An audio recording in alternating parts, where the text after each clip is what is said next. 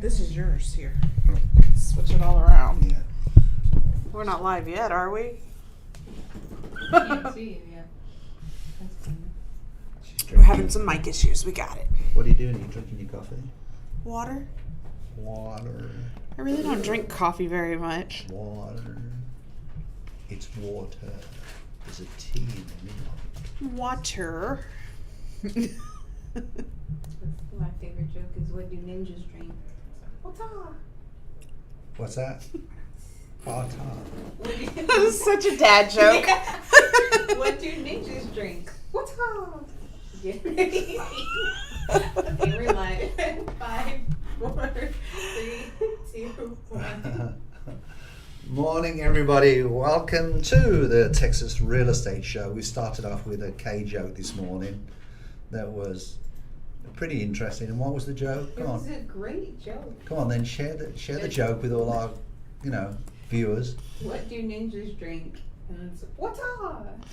But don't forget, for everybody that can't see K, it's what's up. It was very important. Anyway, good morning. How are you doing, Miss Courtney? I'm doing pretty good this morning. It's raining here, but I still like the weather. It's nice. So much better. Dream? Yes, because it's nice and cool still. I can't swim, so I don't like the rain. Yeah. Just joking. You just wait till the So Kay melts in the rain. You just wait till the real rain starts. I know, it's been nice rain. It's been nice and just sprinkly rain. It's not been like some crazy downpours like we usually on my get. evening walks, it's been nice because it's been nice and cool. And I like winter fashion, especially coming through the ice rinks. It's nice to sort of wrap up and, it feels good, to be perfectly honest, all snuggly. Anyway, this morning what we're going to do is, first of all, we are going to talk about the $1.8 million verdict. And a lot of people think the clock is clicking on the 6% real estate commission. It's not 1.8 million, it's 1.8 Sorry, billion. 1.8 billion. Oh, there's a huge difference. Yeah, there's a difference between an M and a B. And basically, what's been determined is that there are some sellers that do not want to pay the 3% for the buyer's agent to be represented by an agent, and they feel that they basically feel that the buyer should pay for the buyer's agent's fees. And obviously, with everything, as you cure one problem, you end up with another problem. And that's what I wanted to discuss this morning, to see how Courtney feels it's going to affect the industry. I've got my ideas on how it affects the industry. And what I want everybody to understand, it is very difficult for some people to understand this, because real estate agents have a fiduciary responsibility to their clients. So if I'm selling a home, and let's say I'm selling that home, and we don't sell every home for a full 6% commission, just to let people know. That's the part that's so misleading about this. There's some real estate agents that give $500 or whatever to help solve a problem, whether it be repairs on the property. Say the buyer wants X amount of dollars for repairs on a property, and the seller says no, then the agent might say, well, you know what, just, I want to do what's right for you, the client. I'll go ahead and get my broker to approve a contribution towards, your repairs and such like. Not everybody, there's agents we've got in our office that, do 2 or 3 million a year. Their average commission that they earn, believe it or not, is not 3%. So it's not a case of agents get paid a full 3% commission, from the selling end or the buyer's end.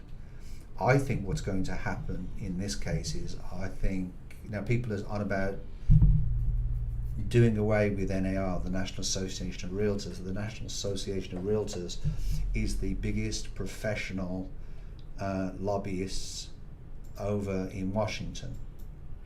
And I just want to fill in a bit of history on how this started, on how the seller ended up paying originally for the 3% real estate commission. Originally what happened was there was somebody that wanted to sell a house and he needed to move the house. And he mentioned to the real estate agent, what do I need to do to sell this house? How can I make it an incentive for the agent, the buyer's agent, who represents the buyer, to sell my house quickly, because each month that goes it costs me money to keep this house. And the real estate agent, thinking outside the box, basically turned around and says, well, why don't you pay the other real estate agent, you know, a 3% commission to sell the house and pay for them to be represented by another agent? I always recommend to people that a lot of people make this mistake. They use one agency to do both sides of the deal. That's when I think it can get very dangerous, if ever that's the case. Can it be done? Yes, if it's in an ethical manner, but it has to be done in an ethical manner. In every business we get good agents and we get bad agents, but we also get agents that don't know what they're doing.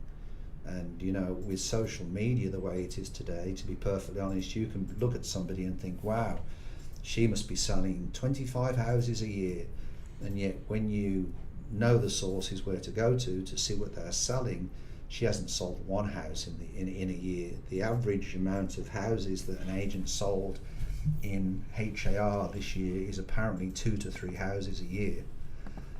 So basically what's happening is, and it's going state by state, that's what's happening is lawsuits are happening and basically saying, why should the sellers pay for the broker's buyer's agent commission? And I believe that what happened with this was, originally there was a TV channel, and what they basically did is they called up, they posed as buyers, and the agents that was sending out different properties did not include all the properties that were paying them a 1 or a 2% commission. Now, do you think it should be regulated where it's a straight same thing no, every single time? No, I don't. And I don't think it should be, for many reasons. I think the rule of the road at the moment is it's fully negotiable. All right. There's some people in our office that have bought or sell homes for themselves, and they've put their commission, do you understand, towards closing costs or whatever. And I think it should be something between, because the broker, what I think people forget is the broker is the one that takes the responsibility of these deals. And what's happening is, if the commission is being reduced, the broker is ultimately taking on the responsibility, and they're earning less.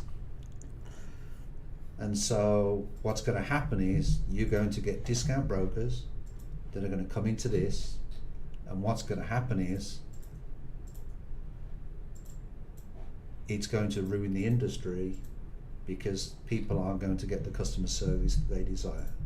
Also, what's going to happen is, you know, I was talking about a figure that I listened to a couple of days ago. The Gen Zs, only 14% of Gen Zs own a home at the moment. Gen Zs are anybody from what, 20 to how old, Kay? 27, 28? No, they're about 13 to about 20. Yeah, they're about 13 to about 26 or so. Okay. Yeah. All right. What's the one after Gen Z? And then the Gen Xs? Millennials. Okay. Well, I think it was either the Gen Zs or the Millennials, but they only own 14% of both them groups only own their houses. Back in 1980, all right, it was like 50 or 60% of people in that age group were the ones that were getting married and owning their home. Now, if the buyers all of a sudden have got to pay a 3% commission to get an agent, then that in itself is going to be a problem, because you've got all the loan closing costs, you've got an additional 3% that you've got to pay.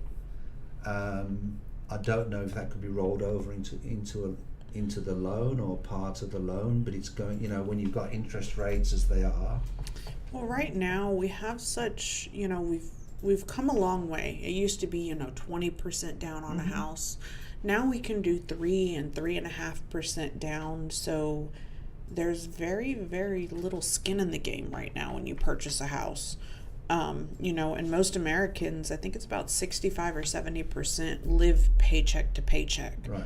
So it's going to make it harder for those type of people to be able to purchase a house whenever you're still scrounging up for that down payment and closing cost. Right. And I think what's going to happen is, indirectly, this lawsuit is going to take money away from the sellers. What do I mean by that? I own a number of properties.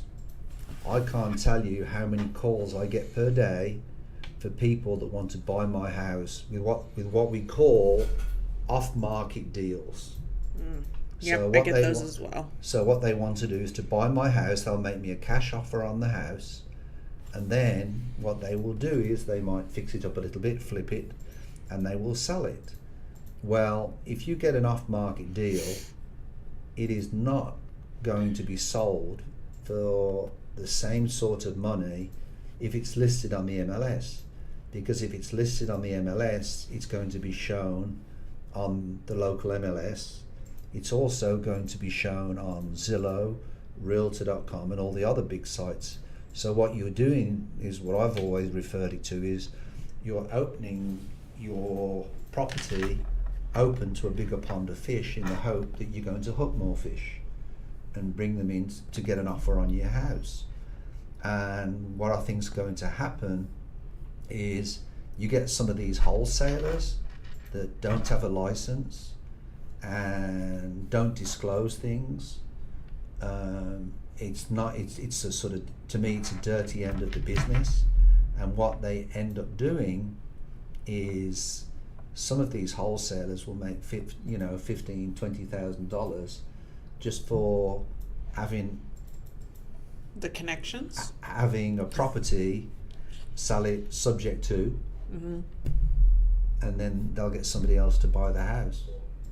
So do you think NAR, because it kind of seems like they're breaking it down to NAR kind of has a monopoly on the market. Do you think that that's true? Well, I think it depends on the state. It'll be interesting to see if Texas goes through the same thing as because the thing is with Texas is, on our listing agreement, it says how much the seller wants to pay the buyer's agent. Okay?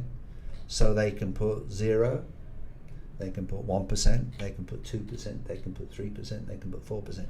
I don't think the pressure is necessarily on NAR, although they're being brought into it. I think the pressure is going to be on some of the states to make sure their documentation is going to be something that, is viewed as reasonable. I personally think what's going to happen is, I think there's going to be an addendum, and on that it will give the seller the choice whether they want to contribute to any commission to the buyer's agent and how much they want to pay the buyer's agent. I fully understand somebody that doesn't understand the industry making a statement such as, well, I can't see why I should have to pay for the buyer's agent. Yeah. I can understand them making that statement. But what they don't understand is, if a buyer is coming in to buy your property, they're paying the loan company points and loan fees at the front end to generate their loan, to put them in a position to buy the house. To add another 3% onto that, plus a down payment, is going to make it even harder for people to buy a house. Yeah, it will.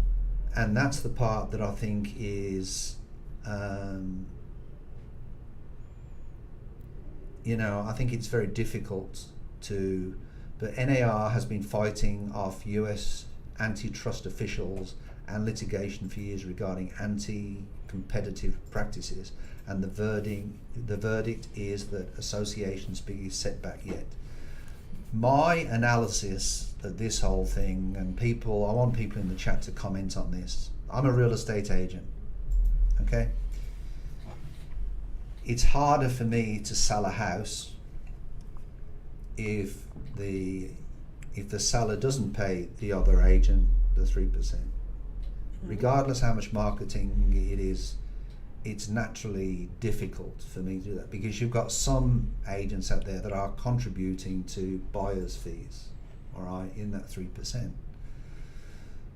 But what I put it to, and I'm not saying this is by the book, because we have ethics and we have fiduciary responsibility, but my feeling is, if a buyer wants to go, and let's, for example, they want to buy,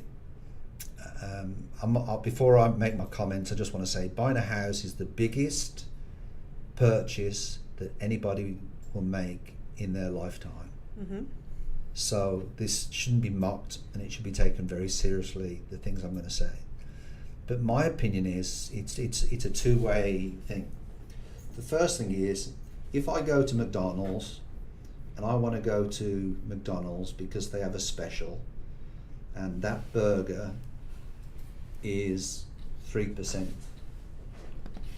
all right, and then I go to another burger restaurant and they're charging me 2%. It's my choice as a real estate agent and a seller and a buyer who I go to work for and which burger I choose.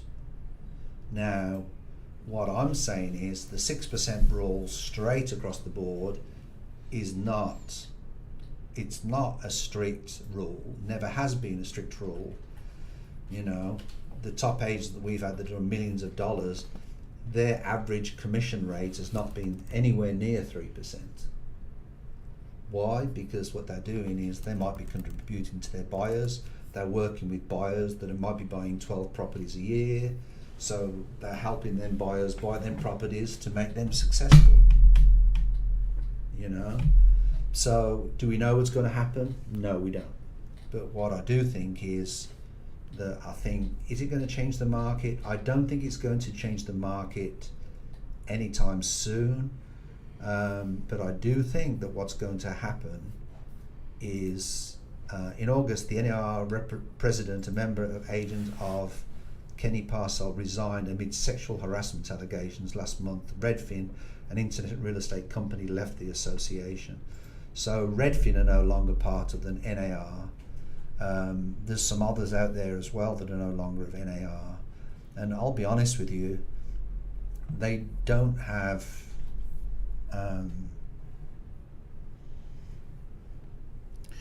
Did you see that just a few days after this verdict came out that their chief executive officer, so their CEO, stepped down? So they actually have a new person in there. I wonder if, she's going to be changing anything.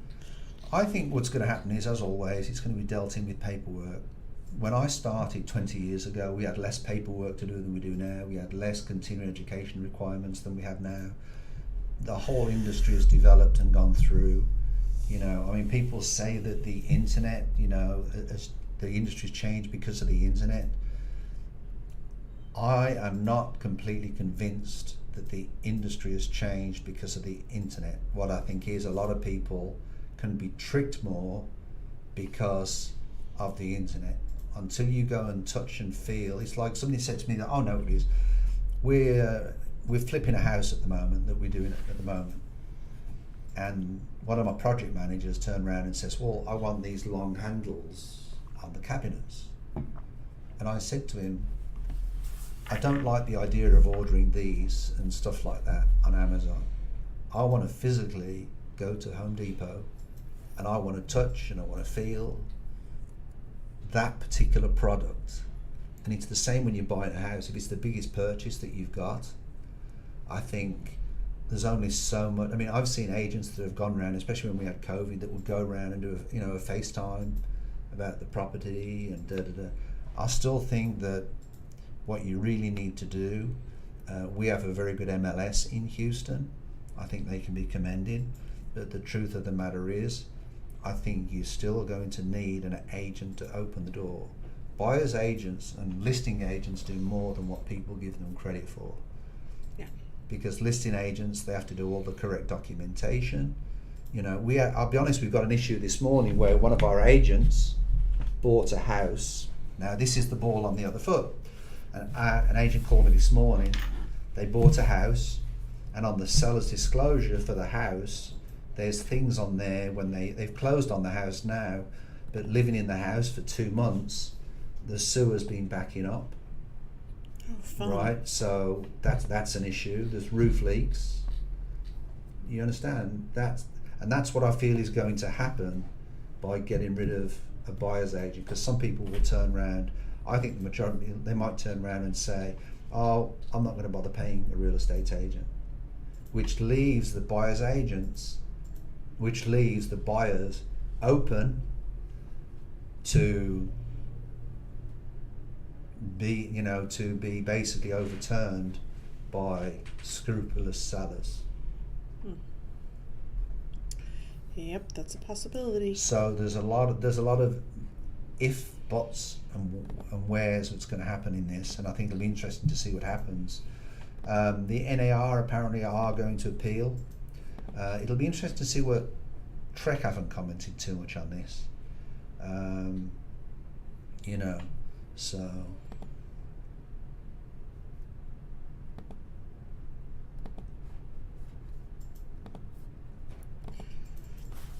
But it'll be interesting to see what happens. Anyway, let's move on to the next one. I feel we've sort of gone on to that. Yeah. I know that it says Business Insiders, and it says that 4 cities in the South where home prices are falling. Who do you think they are? I already looked at the list. Well, we've already looked at it, so that's a bit difficult to say now. But basically, Kay brought up a point where it says 4 cities in the South where home prices are falling. Now, when you say home prices are falling, what sort of percentage do you think they would be falling? This kind of makes it seem like they're falling from the sky, but it's literally talking about a 1% Well, change. that's why I'm asking the question that I did. If you read this article, it says 4 cities in the South where home prices are falling, how many percent would you think you'd be talking about? A lot more than a couple $1,000s Yeah. off of a house. I would think at least 40, 50,000, So as a percentage, so say you got a $300,000 house, the average price of a home in Houston is $340,000. I'm bad at math. She's talking about 20-30% drop. Yeah. Right. But when you go down this article, the part that's interesting is all the Raleigh.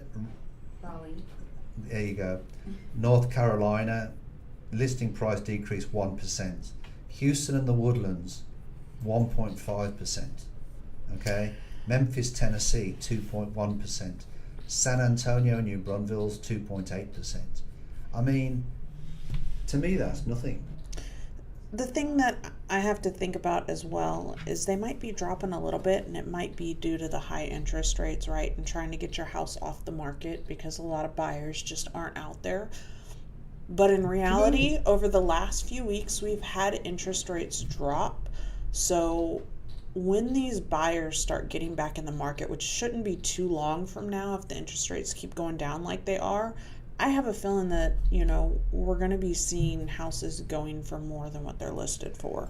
Well, let me tell you what I think a lot of this is. Or at least in Houston, I see that happening. As a listing agent, selling homes, and selling a lot of homes over the years, I always tell my clients, sell the house, let's list the property where you feel most comfortable. Whether it's going to appraise or not, I'll get shouted down with this, but whatever you feel comfortable, I have a fiduciary duty to you to sell the house, whatever you feel you'll get out of it. But then we'll list it for 30 days, see where it takes us, and then we'll get together and we'll have another talk about this. But what ends up happening is, all right, and this is this is something that I've always said to myself, is it's easier to come down than it is to go up in price. Okay. Yeah, because people will see that it was listed for less. Right. And everybody likes to get a deal, so if it's listed for 320,000, the chances are it could sell for 300. What I've always wanted to know is, how does that scenario work into this? Do you understand? How have they worked out these numbers? Because it said listing price decrease. Yeah, so I mean, I don't know exactly how they find the data, but it's going to be, you know, of the same type of property, and they're just going down slightly. But I mean, it's not. I mean, 1% is nothing. Yeah, if we're it's not talking a a really big. 340,000 house, we're talking $3,400. Yeah, so I mean, it's not going to make a huge dent, and I don't think it's going to be a trend that's going to continue to happen either. Right, and if you look at the median price of the house, like the median home price of Houston, the Woodland, Sugarland, Texas, is $370,000. I was looking at that, and so I saw on Realtor.com. They she just looked it up, and they this was the average pricing, but the average price of that they actually sold for was about $311,000. You know, after all the negotiations and things like that. Say that again, Kay, I'm sorry. That these are listing prices, but these are not what they're actually sold for. Right, and I think that's a good point to make as well. But as you were talking about, it's easier to go down than go up. I get that point. But at the same time, on the flip side, what I think about is, okay, you reduce the price. What is the buyer's first thought when they see that a price is reduced? That the buyer is, the seller is maybe not in a great situation, needs that house gone, maybe something was wrong with it. Those are the first little light bulbs that come off in a buyer's head. If you're shopping on Black Friday and you go in there and you buy a 72-inch TV and it's listed at, I'll be honest with you, okay, let's take last night. A lot of those prices are bull. All right, last night, I'll give you a typical example. Last night, for our dishwasher, my dishwasher had gone out at the house, and we went out and we bought a washer and a dryer. Okay. It was Black Friday special, the Cyber Monday special, listed for $1,100. Okay. Cost us $698. Do you think we walked out that store thinking we got a deal? They all got a deal? Yes. Exactly my point. Did you really get a deal, or are they still on sale for we $600 got a deal something? because what we ended up doing was what we'd normally pay for $1,100. We specifically waited to replace it now. All right, that's why I'm a bit smelly today. But basically, that's why we replaced it. We replaced it with a 5-year warranty and all the other bits and pieces that come with it. So it didn't quite come out where we wanted it. Do you understand? But we've got a warranty on a washer dryer for 5 years. Now we had the last one for 15. Hey, that's pretty long. Mine don't last that long. But that's the point. That's the point I'm trying to make. The buyer comes away happy. The buyer feels it's, you know. I've always said, when you have a good real estate agent, what I want to ask some of these people in this class action lawsuit is, do you think you didn't get a good deal by not using an agent? Do you think, because to me, a good agent, although they represent the buyer, can also protect the seller from being sued. I do, because I don't want the hassle 5 years down the line when we've got a lawsuit between a buyer and a seller. I think that depends on the agent. Do you understand?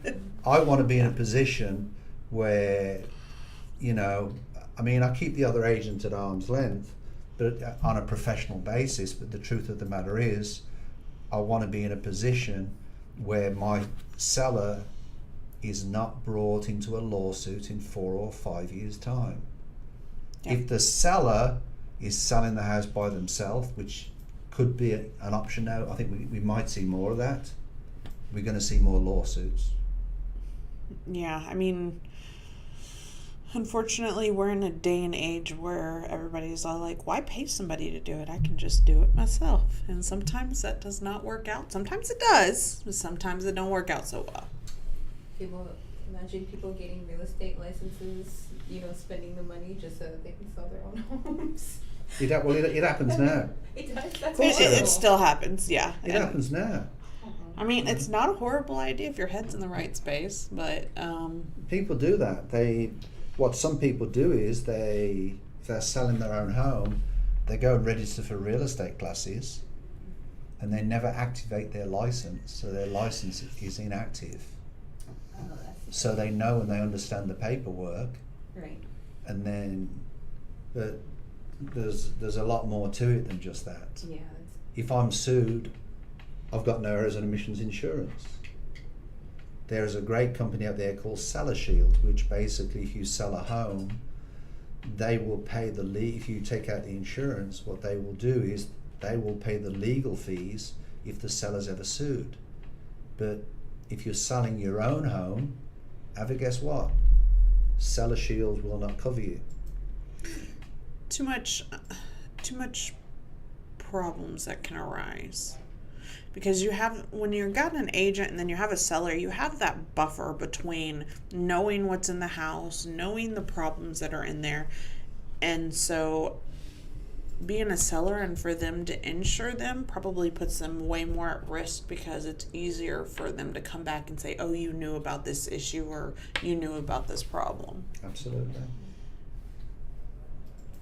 Well, the good news about the pricing going down, our population increased for Houston. But that's another part that makes it, All these California people keep moving over here. Yeah, it says it had 124,000. Yeah, the second largest migration. Oh, trust me. Me and my coworker were looking at houses over in California yesterday, and we were looking at houses that are $750,000 million bucks, and we're like, yeah, nope, I'm gonna stay right here. Yeah, Well, we got land as well. They have land. It's just the houses are basically like little trailer homes. Well, for $700,000.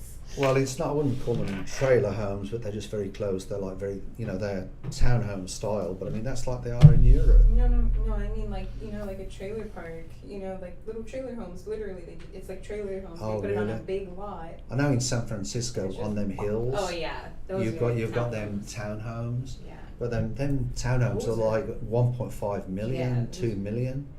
They're just incredible, and that's how a lot of the homes are in Europe. They're literally that close to I'm one sorry, another. I'll just move over to Mexico somewhere pretty. Yeah. So let's talk about one of the world's biggest millionaires or billionaires, Warren Buffett. Trillionaire probably at this point. Yeah. Warren Buffett's $10,000 gamble. He gave his wife the choice to risk it all on a house when they first got together and wipe out their capital, or invest for the future and wait to buy a home. So this was back in like 1953 or 52. How much do you think $10,000 was worth back then? 1956. 4 years after their marriage, to buy a house which Buffett still owns today. The decision was made when the down payment was about 10% of his net worth, reflecting his desire to use most of his capital for other investment opportunities. So $10,000 back then was about the equivalent of $125,000 today. That's a lot of money. So that's a pretty good amount of money, and that was his capital for not only, possibly some of his business avenue, but they only waited a few years and they bought that house, with $10,000. It was worth $31,000, and now it's worth $1.4 million. Right. So, I mean, that's a good investment, if you ask me. Doesn't he is that the house that he still lives in? He still owns that house today. It looks a bit of an old house. It's a bit of a... I've seen the house that he lives in, and it looks a little bit on the old side. I wonder what his plan is to do with all of that. with his money, since he likes to live in a very small house. But he lives. But I think the important part with Warren Buffett, he lives a very, very modest lifestyle. Yeah. What's the new term? Minimalist. Mm-hmm. You know, he still has his breakfast McDonald's every morning and all that stuff. I mean, because when you start making more money, you know, even you can see it with football players and whatever else, it's very easy to adapt to the money that you're making. But he stayed humble, and he stayed where, you know, he's keeping his money in the bank and not just spending it all. one of my best things to watch on YouTube is lottery winners that are now broke. Because some of the things they did was just incredible. I mean, you get all this money. I mean, my first plan of action would be to hire an accountant. Wow. That's true. It's like But that, anyway. that show that we watched a few episodes ago, where the lottery winners had a guy go in and try to help them find now their $1 million house, because, you know, they won, you know, $7-8 billion in the lottery, and now they're looking for $1 million homes, which is dumb. That just doesn't make any sense. I think the important thing if you win the lottery is not to tell anybody. Just don't tell Just anybody. cover your face. Just don't turn up for work the following morning and then just don't tell anybody. Steven disappears. Would you still work if you were to win the lottery? That's $1 million question. I would do what I wanted to do in relation to. You would travel, wouldn't you? I would do more travelling over the year, but I would do my little investment projects as well, similar to what I'm doing now. So you would still work? Yeah, I would expand my current company. Okay. And I would, because I think, especially if this NAR thing happens, I really think there's going to be more gullible sellers. I really do. I think there's going to be more gullible sellers out there because they think it's easy to sell their home. You know, and they're going to want to sell it themselves. You know, I mean, I've had problems before where when I've worked with a for sale by owner and they haven't had the paperwork to do the for sale by owner. So he's ended up paying an attorney to do it because I refused to do it. Yeah.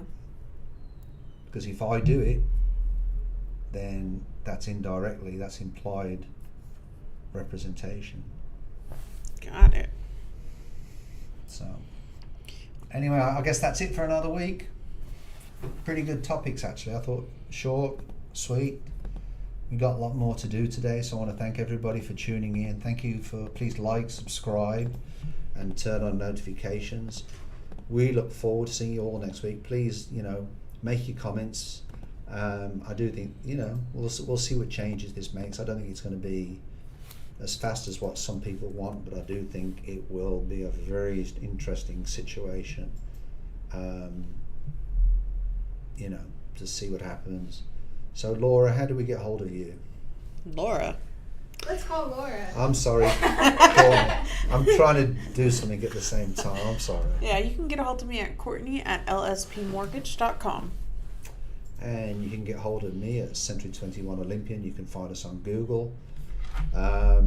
You are more than welcome, to find us on Google and such like, or any way that you need to. If you're an investor, real estate agent, looking to get into the business, we would love to help you. So anyway, until next week, we will see you at this time, 12 o'clock next week. All the best, peace, and good luck.